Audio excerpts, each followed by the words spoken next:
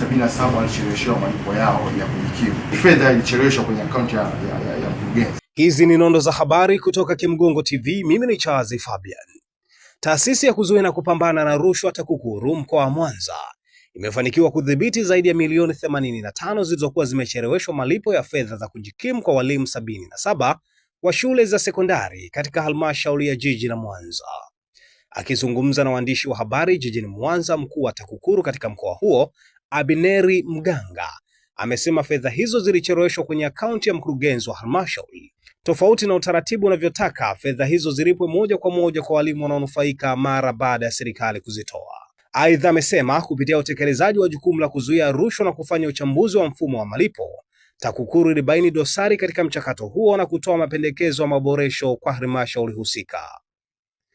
Mganga amesisitiza kuwa TAKUKURU itaendelea kushirikiana na taasisi za umma katika kufanya uchambuzi wa mifumo mbalimbali za kuimarisha uwajibikaji, uwazi na kuhakikisha watumishi wanapata stahiki kwa wakati. TAKUKURU mkoa wa Mwanza imefanikiwa kudhibiti fedha kiasi cha shilingi milioni 85, fedha ambazo zilikuwa ni malipo ya walimu wapya.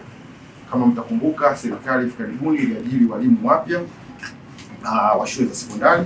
Kwa hiyo katika kipindi hicho walimu ambao walikuwa wamepangwa katika halmashauri mbalimbali za mkoa wa Mwanza ikiwemo jiji la Mwanza, jumla walimu 77 walicheleweshwa malipo yao ya kujikimu.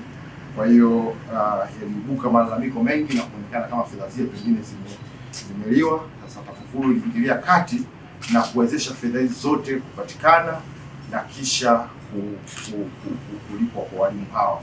Kumbuka kwamba walimu walicheleweshwa fedha hizo kwa zaidi ya miezi 6. Kwa hiyo kidogo ilikuwa ileta sitofahamu, lakini kwa intervention ya TAKUKURU kazi hii ilifanyika na walimu wote walipwa fedha zao. Msingi fedha ilicheleweshwa kwenye akaunti ya mkurugenzi. Yaani baada ya kuwa serikali imetoa, itakiwa fedha ile ilipwe moja kwa moja. Sasa kwa kuwa hakuwa na vitendo vya rushwa, isipokuwa hata ofisi ya mkurugenzi kuna ucheleweshaji ambao inawezekana haukuwa wa vitendo vya rushwa kwa kweli. Haikuwa rushwa pase ya kuchukua hatua za kisheria. Hakuwa na ushahidi wa kwamba labda fedha hiyo iliibwa au ilihamishwa kufanya majukumu mengine. Ni fedha tulifika kwenye akaunti ikacheleweshwa. Kwa hiyo hatua tulizochukua sisi ni hizo za kufanya uchambuzi wa mfumo na kudhibiti fedha hizo. Pengine ucheleweshwaji ule ungeweza kuleta kero zaidi ama kuleta changamoto nyingine ambayo ingesababisha vitendo vya rushwa. Kwa hiyo baada ya intervention fedha hizo zilipwa kwa wakati na tatizo likaimarisha na malalamiko yakaisha kabisa.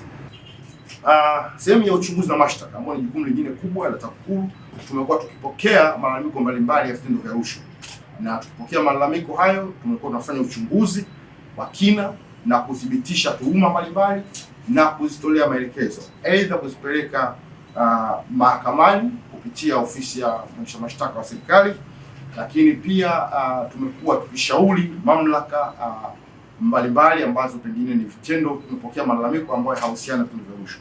Kwa katika kipindi kama hicho cha Oktoba mpaka Disemba 2025 tulifanikiwa kupokea taarifa 59. Katika taarifa 59, taarifa 24 zilihusiana na vitendo vya rushwa na taarifa 35 zilikuwa ni za vitendo ambavyo havikuwa vya rushwa. Na katika kipindi hicho tulifanikiwa kushinda kesi 2 ambazo zilikuwa mahakamani. Aidha, taarifa zinazohusu vitendo ambavyo ni vya rushwa zimefunguliwa majarada ya uchunguzi na uchunguzi katika hatua mbalimbali. Kipindi hicho pia tulifungua kesi nyingine mpya 4, lakini pia kulikuwa na kesi nyingine 9 ambazo zilikuwa zinaendelea mahakamani. Mikakati ya robo ya 3 ambayo ni Januari mpaka Machi 2026. Katika kipindi hiki ambacho tayari tumekwishaanza robo ya 3, TAKUKURU imekuwa na mikakati ya kufanikisha mapambano dhidi ya rushwa kwa kuzuia vitendo vya rushwa, ambapo tumekuwa tunatoa elimu na tunaendelea kutoa elimu kuhakikisha wananchi wote na wadau wanafahamu namna ya kupambana na rushwa. Sikiliza, unataka kujenga nyumba imara kwa bei nafuu? Karibu Kemgongo Hardware. Tunaopatikana Dodoma karibu na ofisi ya kata ya Mchuka, mkabala na barabara ya lami ya kuelekea Mvumi. Sisi Kemgongo Hardware tunauza vifaa vyote vya ujenzi, kuanzia saruji, nondo, mabati, rangi hadi matofali. Matofali yetu sasa yanapatikana kwa saizi zote kama vile inchi 5, inchi 6, yakiwa katika hali ya uimara na yenye ubora kwa bei nafuu zaidi ya soko. Iko hivi, Kemgongo Hardware ndio sehemu sahihi kwa ujenzi wako wa ndoto. Wasiliana nasi kupitia simu namba 0750694276 ama 0653611722. Kemgongo Hardware, karibu ujenge nasi kwa gharama nafuu.